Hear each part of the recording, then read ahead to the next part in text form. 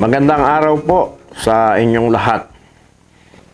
Tayo sa araw na ito ay nasa mabuting kalagayan. Bago po tayo makinig ng Word of God, ay gusto ko po munang magbigay ng ilang pagbati.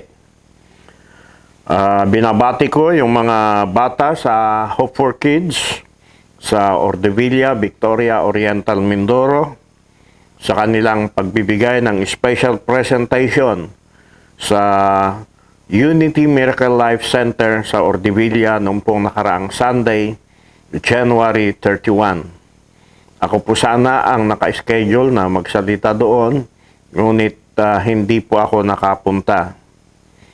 Birthday greetings din po kay Pastor Fred Maynigo na nag-celebrate ng kanyang birthday last January 3. Happy birthday ulit, Pastor Fred. At sana patuloy kang bigyan ng Panginoon ng kalakasan ng iyong katawan at buhay upang sa ganon ikaw ay patuloy na makapaglingkod sa Kanya. Meron pong prayer request from Delia Gamido Sherbak from Quebec, Canada. Pray for my health and complete healing of my left ear and eyes. Pray also for my daughter and 8-year-old grandson that they may able to come to visit us here in Quebec this year in the summer season. Another prayer request from Bethel Unod. Please help us continue to pray for our Canada visa application. And last but not the least ay ang praise report from Bethel Unod also. At ang sabi niya, praise God for another answered prayer. I am now a regular employee. Praise the Lord. Tayo po ay manalangin. Dakilang Diyos at dakilang Ama, salamat po sa umagang ito, sa panibagong buhay, panibagong kalakasan, panibagong opportunity na ipinagkaloob mo sa bawat isa sa amin, upang ikaw ay aming masamba, mapasalamatan sa iyong kabutihan sa aming buhay. Lord, idinadalain ko po, Panginoon, si Delia Gamido Sherbak na nasa Quebec, Canada. Idinadalain ko po ang kanyang health at ganap na kagalingan ng kanyang ear at ganoon din po ng kanyang eyes. Lord, dinadalain ko rin po ang kanyang daughter at ang kanyang 8-year-old grandson na sana po ay makadalaw na sila sa kanya doon po sa Quebec ito pong taon na ito. Lord, dinadalain ko rin po si Bethel Unod ang kanilang visa application patungo ng Canada. Lord, I'll pray, O Lord, na sana bigyan ninyo ng favor ang kanilang application sa mata ng konsul na tumitingin at nag-approve ng mga application. Lord, maraming salamat po sa inyong mga salita na amin pong mapag-aralan sa umagang ito. Sa pangalan ni Jesus, Amen and Amen.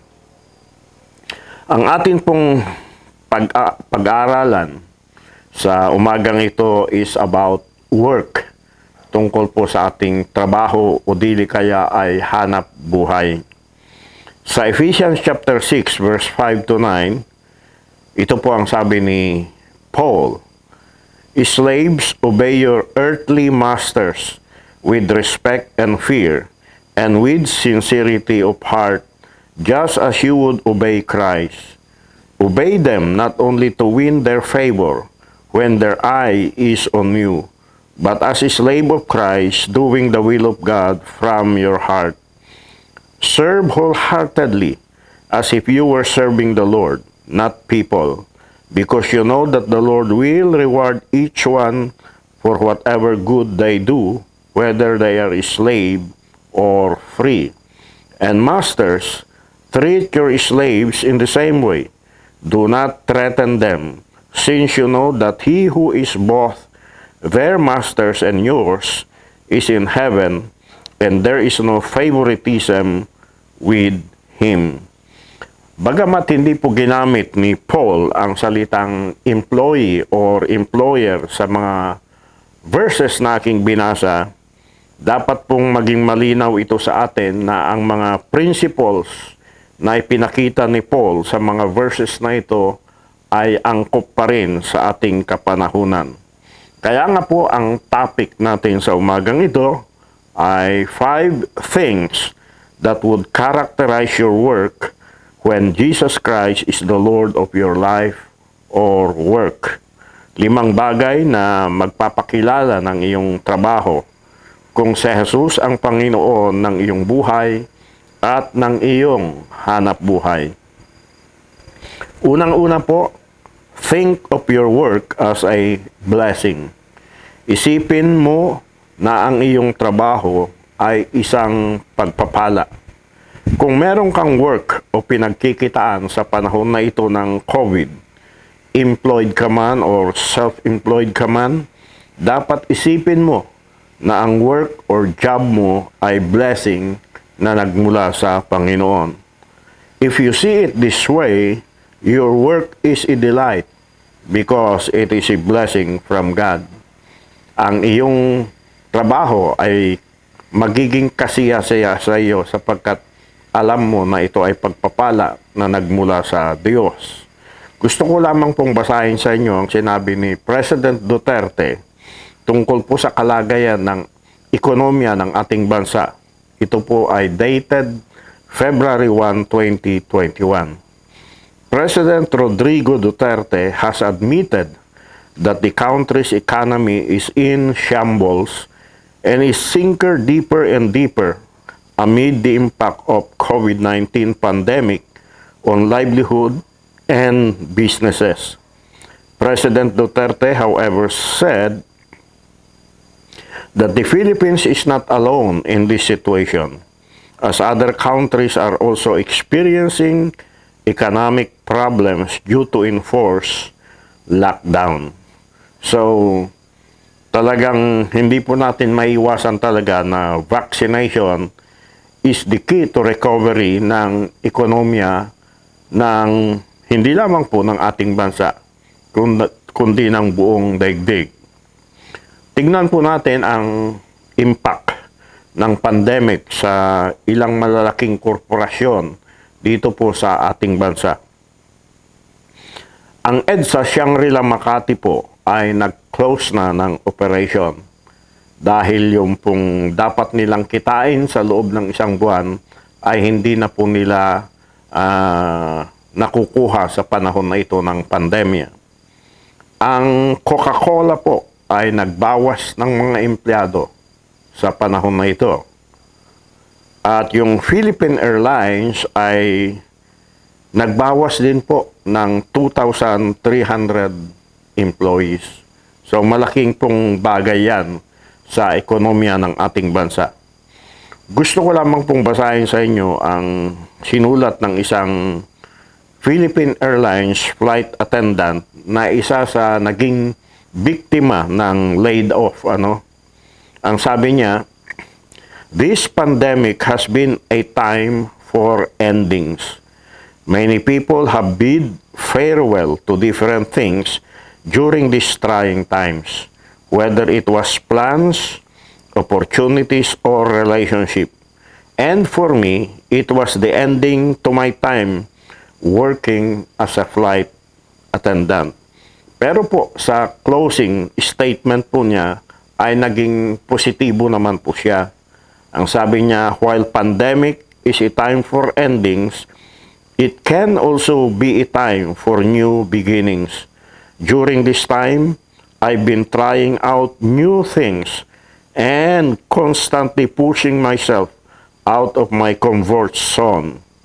And soon enough, I will be returning to doing what I love most, flying the skies, hopefully as a pilot."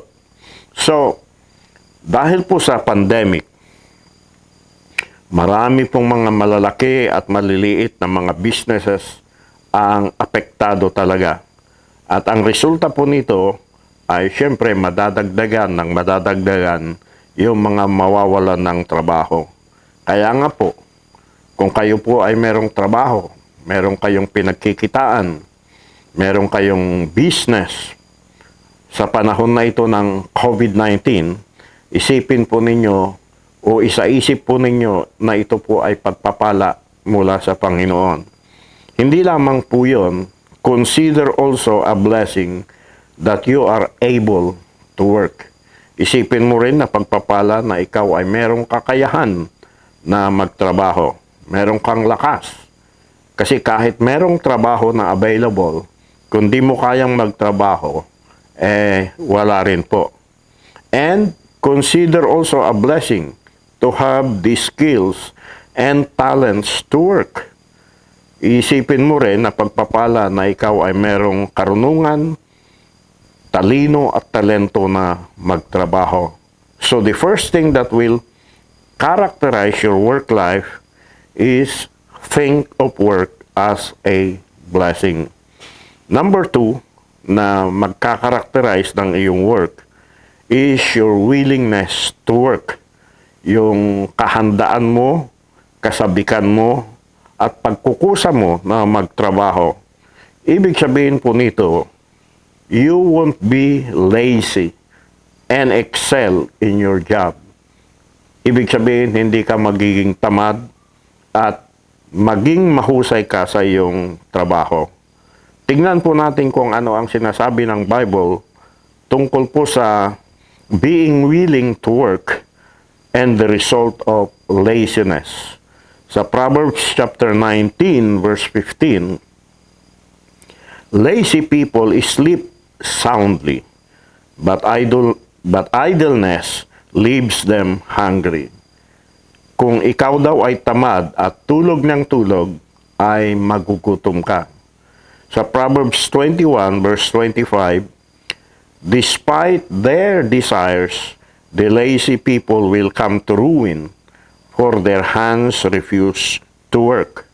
Kung marami ka daw pong inaasam-asam, kung marami kang pangarap, kung marami kang gustong marating, ngunit tamad kang magtrabaho, iyon ang sisira sa iyo.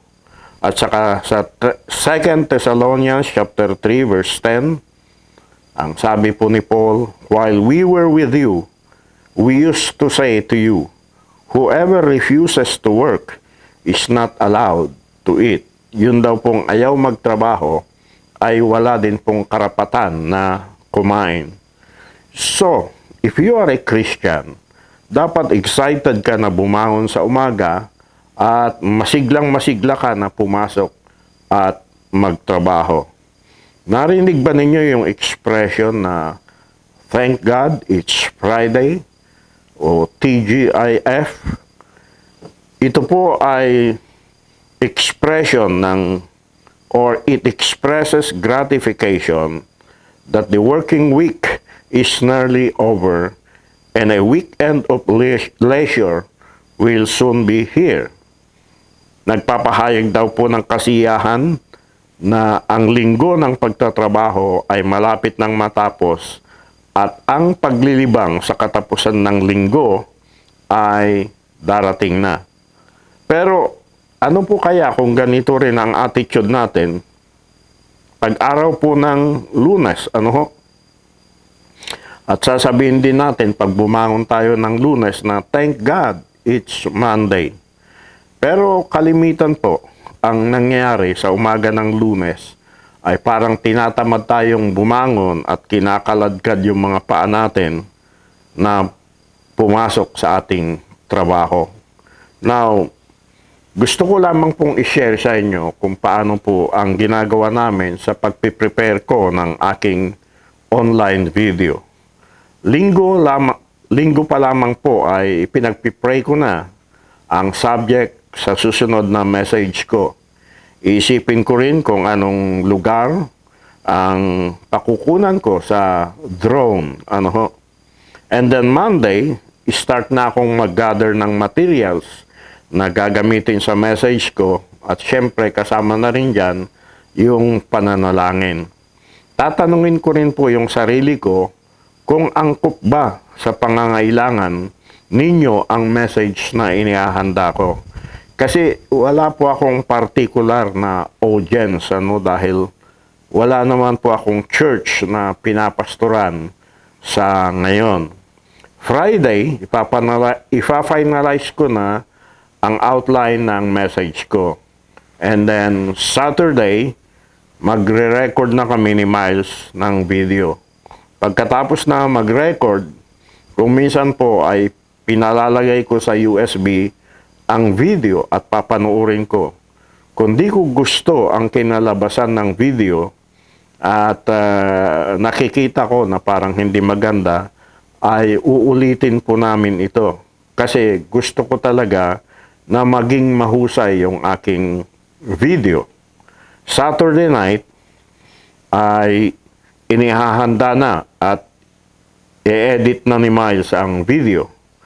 Pag na-edit or naayos na niya, i-upload na niya ito ng alauna ng madaling araw kasi mabagal po ang internet dito sa amin. Babantayan niya yon hanggang sa ma-upload. At pag na-upload na ang video, saka lamang siya matutulog. Kung minsan, inaabot po ng 4 to 5 hours bago ma-upload ang video dahil sa internet connection. So, yung pong 30-minute na video na mapapanood po ninyo ay 1 week preparation po ang ginagawa natin. Now, bakit ko po ginagawa ito? Wala naman po akong monetary profit dito. Una-una, iniisip ko na yung ginagawa ko ay blessing galing sa Panginoon. Binigyan niya ako ng buhay, binigyan niya ako ng lakas, binigyan niya ako ng skill at talent upang gumawa nito at mag-share ng kanyang word sa online video. Pangalawa, mahal ko ang ginagawa ko. Kung di ko mahal ang ginagawa ko, hindi po kami makakagawa ng more than 40 videos. Gusto ko rin na maging maayos ang video kasi ang video ko ang maglalarawan ng aking gawa or work. Pangatlo, gusto ko po na makapag-serve sa inyo. Kaya po yung inyong mga comments at likes ninyo sa aking video ay napakahalaga po sapagkat yon ang confirmation na nakapag-serve ako po sa inyo. Kaya nga, sa mga self-employed na katulad ko, ang may papayo ko ay ganito. Kung hindi po ninyo alam, i-motivate ang sarili niyo, wala pong mangyayari sa inyo. Totoo po na maganda ang self-employed dahil wala kang amo. Yung oras mo ay sarili mo. Hindi ka babangon ng maagang maaga at papasok sa opisina at magpapans ng bandiklak. At wala ka ring supervisor. Ang susi talaga ay self-motivation. So the second thing that your work life will be characterized is your willingness to work. Yung kahandaan mo, kasabikan mo, or pagkukusa mo na magtrabaho. Number 3, stay faithful in worship to God. We won't neglect our worship to God and allow our jobs to come between us and worshiping or serving the Lord. Kasi ang sabi ng Panginoon sa Matthew chapter 6 verse 33, seek the kingdom of God above all else and live righteously, and He will give you everything you need. Now, gusto ko rin namang maging practical tayo dito, sapagkat meron tayong mga kabataan o merong mga kabataan sa inyong churches na nagtatrabaho at kung minsan hindi po sila nakakasimba dahil po required sila na magtrabaho pag araw ng linggo. Wala po silang magagawa kasi pag hindi po sila sumunod, mawawalan naman po sila ng trabaho. Now, kung ang inyong churches ay merong multiple services, makakapamili sana sila kung anong oras sila pupunta sa church. Pero karamihan po ng mga churches natin ay isa o dalawang beses lang ang kanilang services sa araw ng linggo.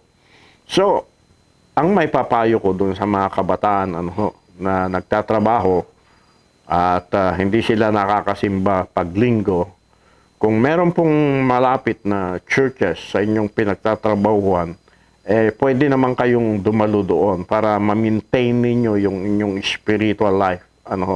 Sapagkat wag nating pahintulutan o wag ninyong pahintulutan na yung trabaho ninyo ay makakahadlang sa inyong pagsamba sa Diyos at paglilingkod sa Kanya. Number 4, use your paycheck wisely. Gamitin po natin na mahusay yung pong ating mga sweldo. When Jesus is the Lord of your life, you are not going to squander your paycheck that you earn, but rather we are going to use it wisely and for the reasons why God has given it to us. Kung si Jesus daw po ang Panginoon ng ating buhay, hindi po talaga natin dapat lustayin yung ating kinita o sweldo. Manapay, gamitin natin ito na merong kahusayan, at kapaki-pakinabang, sapagkat yun po ang dahilan na tayo ay binigyan ng Panginoon ng hanap buhay. At kung tayo po ay merong pinagkikitaan o merong trabaho, ini-expect ng Panginoon na at least gawin natin itong tatlong bagay na ito. Number 1, use your paycheck to support your families. Gamitin po ninyo ang inyong sweldo para sa pangangailangan po ng inyong pamilya. Sa 1 Timothy chapter 5 verse 8, if anyone fails to provide for his own, and especially for those of his own family, he has denied the faith and is worse than the unbeliever. Kaya po, napakahalaga po yung pag-iimpok. Alam po ninyo, yung mga mayayaman ay meron pong lamang sa atin. Ano po yung lamang nila sa atin? Marami po silang pera. Ang dahilan po kung bakit sila maraming pera ay dahil daw po yung kanilang kinita ay kanilang inipon lahat. Hindi ho nila nilulusta yung kanilang mga kinita sa mga walang kabuluhang bagay. At kung sila daw po ay tumubo ng malaki, hindi raw po sila nagse-celebrate doon sa mga bagong hotel, hindi daw po sila bumibili ng latest na iPhone or Samsung. Ang ginagawa daw po nila ay they reinvested their money. Ipinupuhunan ulit yung kanilang kinita sa ibang mga projects na alam nila na sila ay tutubo. Kahit na ito ay medyo mapanganib. Ganun daw po yung kanilang mentality. So, marami daw po sa mga bilyonaryo sa ating bansa ang nagsimula talaga sa walang-wala. Ang isang halimbawa dito ay si Lucio Tan. Kilala na ho natin yung may-ari ng Philippine Airlines. Si Lucio Tan daw po ay dumanas ng maraming mga pag-iinsulto at paghamak para lamang magkaroon siya ng bubong sa kanyang ulo at pagkain sa kanyang bibig. Ang pinakamalaking struggle daw po o pakikibaka noon ni Lucio Tan ay ang pagkakaroon ng pinag-aralan or education.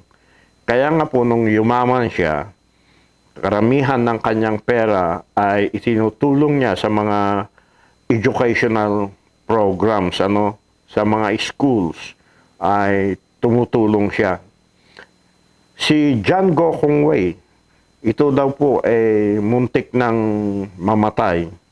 Siya po daw kasi ay nagtitinda sa dagat, at meron siyang bangka na kung saan niya ilinalagay yung kanyang paninda. At minsan nga po ay siguro dahil nagkaroon ng sakuna ay munti na raw siyang namatay.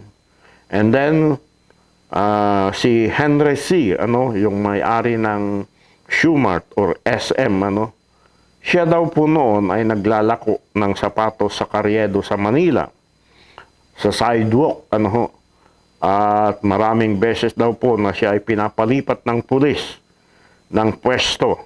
Kaya nga po nung yumaman siya, ay nagpatayo po siya ng maraming mga malls, at yung mga malls na yan na pinatayo niya ay kilalang kilala. Now, ang ibig ko pong sabihin, hindi naman po tayo lahat ay magiging Lusyutan, John Go Kongwei, or Henry C. Ang ibig ko pong sabihin, meron tayong aral na mapupulot sa kanila kung paano sila naging mayaman. At isa na po doon ay yung pag-iimpok. At yan naman po talaga ay biblical, sapagkat marami pong mababasa sa Book of Proverbs about sa pag-iimpok. And then, pangalawa, use your paycheck to support your local church. Hindi lamang po natin gamitin yung ating sweldo upang suportahan ang ating pamilya, kundi ganun din po yung ating local church. Kung kayo po ay Christians at meron kayong sariling local church, ini-expect po ng iyong local church na suportahan ninyo ang gawain ng iyong local church sa pamagitan po ng pagbibigay ng inyong tithes and offering.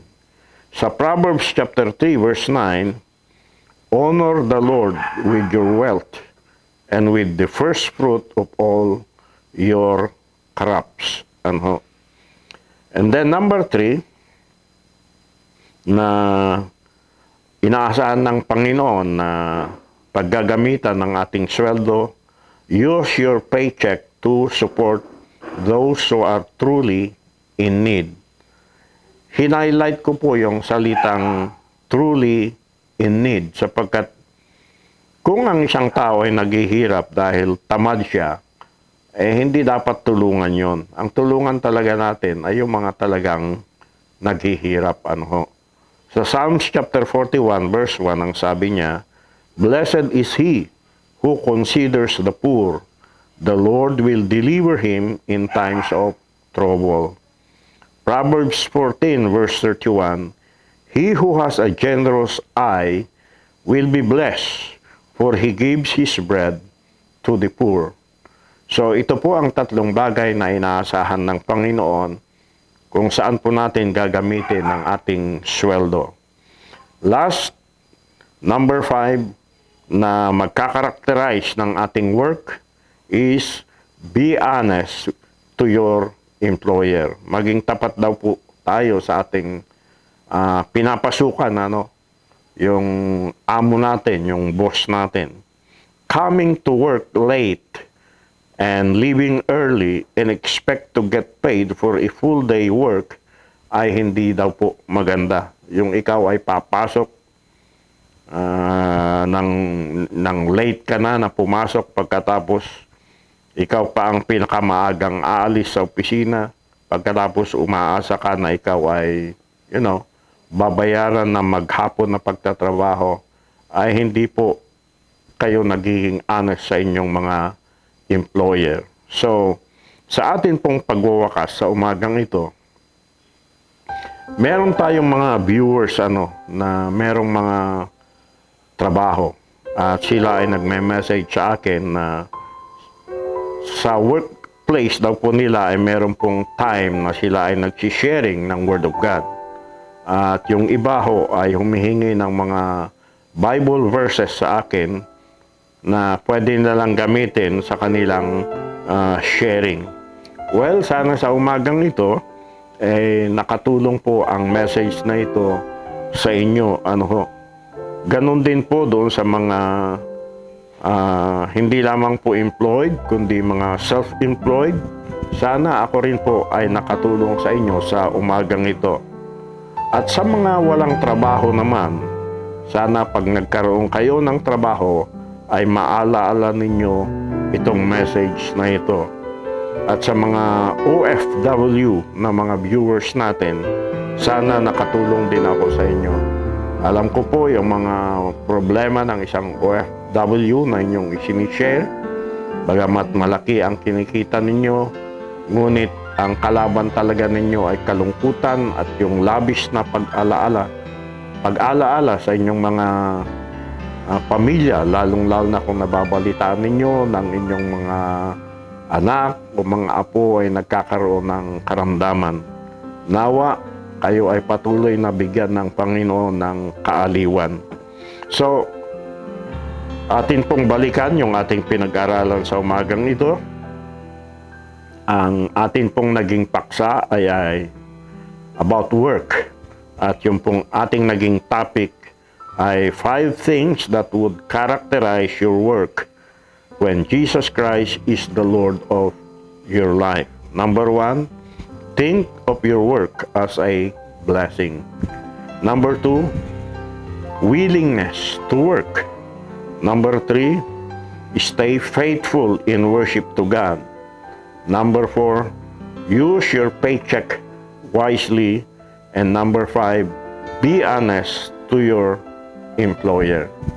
Bago po tayo mag-pray, gusto ko lamang pong samantalahin ang pagkakataon na ito na pasalamatan si Dr. Rolando de Guzman at mga nurses na naging katulong niya sa Maria Estrella Hospital sa Calapan City nang ako po ay operahan sa pigsa sa linggo na ito.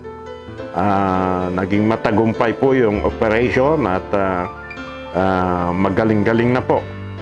At sana pagpalain po kayo ng Panginoon. Tayo po ay manalangin. Lord, sa umagang ito, maraming salamat po Panginoon sapagkat hindi lamang po kayo concerned sa aming eternal life, but in every area of our life, Panginoon, ay concerned po kayo maging sa aming work life. Lord, sa umagang ito, dinadalain ko ang lahat ng mga employees, Panginoon, at ganoon din po yung mga self-employed. Lord, kayo po ang patuloy na magbigay sa kanila ng kalakasan ng kanilang katawan, kasiyahan sa kanilang pagtatrabaho, Panginoon, karunungan na kailangan nila sa kanilang trabaho, sa kanilang mga negosyo. Lord, sinabi po ninyo na kayo ang nagbibigay sa amin ng power to get wealth. At sinabi rin po ninyo, Panginoon, that you are going to bless the work of our hands. Lord, ganun din po yung mga OFWs, Panginoon, na mga viewers na nagtatrabaho sa ibang bansa. Kayo rin po, Panginoon, ang magbigay ng kaaliwan sa kanila, sa kanilang kalungkutan, at ganun din po magbigay ng kapayapaan kung dumarating yung kanilang kabagabagan sapagkat nababalitaan nila na mayroong mga karamdaman yung kanilang mga anak, yung kanilang mga apo, yung kanilang mga mahal sa buhay. Lord, kayo po Panginoon ang umaliw sa kanila habang sila po ay nasa ibang bansa at kayo po ang mag-ingat sa kanila. Salamat Panginoon sa mga trabaho na ipinagkakalob mo sa amin sa panahon na ito ng pandemya. Tunay nga po Panginoon na kayo ang pinagmumulan ng lahat ng mga blessings na aming natatanggap. Maging ang aming buhay, ang aming kalusugan, ang aming kalakasan. Lord, ganon din po ang aming kakayahan na magtrabaho. Ganon din po ang skills at talents na kailangan namin sa aming pagtatrabaho. Lord, we give you back all the glory and the praise. Thank you, Lord, for the answer of my prayer. In the name of thy Son, the Lord Jesus Christ. Amen and Amen. Muli, magandang araw po sa inyong lahat. Sana ang linggong darating ay punong-puno ng kapayapaan, pagpapala at katagumpayan sa inyo. God bless you all and to God be the glory.